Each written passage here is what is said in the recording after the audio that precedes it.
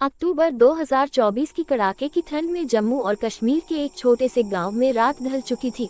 आग के पास बैठे बच्चे अपने दादा से कहानी सुनाने की जिद कर रहे थे और दादा ने धीमी आवाज में कहा कि आज जो कहानी वे सुनेंगे वह किसी मोबाइल या इंटरनेट की नहीं बल्कि इस धरती की सच्ची दहशत है।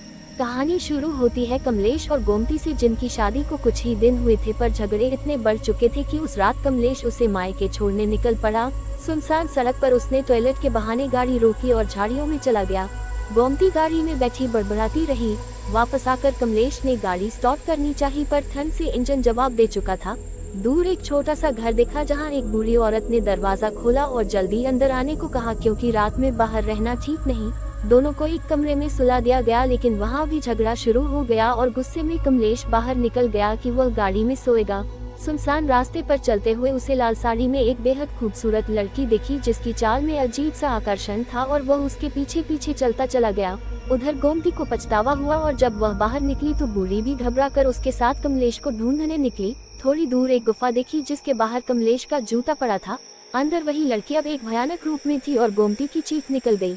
दादा ने बच्चों की तरफ देखकर कहा कि यह कोई साधारण डायन नहीं बल्कि कश्मीर के पहाड़ों में रहने वाली रंस थी, और इसी रहस्य को समझने के लिए दूसरी घटना सुननी जरूरी है, जहां विवेक और रणविजय अपने दोस्त मोहित से मिलने उसी इलाके में आए थे। मोहित अपनी पत्नी श्रुति के साथ रहता था और तीनों ने कई दिन घूमने में बिताए। एक शाम रणविजय सिगरेट लेने निकला तो बस स्टॉप पर नीली साड़ी में एक लड़की मिली जिसने अपना नाम देविका बताया।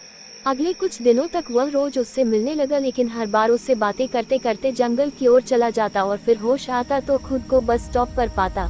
2 घंटे की कोई याद नहीं रहती और उसकी सेहत गिरने लगी। श्रुति ने उसकी गर्दन पर 2 दांत जैसे निशान देखे और बताया कि रंस खूबसूरत रूप लेकर जवान मर्दों को फंसाती है। 7 दिनों तक उनकी जीवन शक्ति खींचती है और फिर गुफा में ले जाकर खत्म कर देती है। उसने रणविजय को चंदन की लकड़ी का खंजर दिया और कहा कि अगली मुलाकात में वार कर देना। रणविजय ने वैसा ही किया और देविका को मार आया, लेकिन रात में सच्चाई खुली जब विवेक ने श्रुति को लाल आंखों और नुकीले दांतों के साथ देखा। वह असली श्रुति नहीं बल्कि वही रंस थी जिसने पहले देविका का रूप लिया और अब श्रुति का। तभी रणविजय ने असली चंदन के खंजर से उस पर वार किया और बताया कि उसे शक तब हुआ जब उसने वही लाइन दोहराई कि उसे उससे बात करना अच्छा लगता है। वह तांत्रिक के पास गया जहाँ पता चला पिछला खंजर नकली था। असली खंजर लेकर वह लौटा और जाल बिछाया।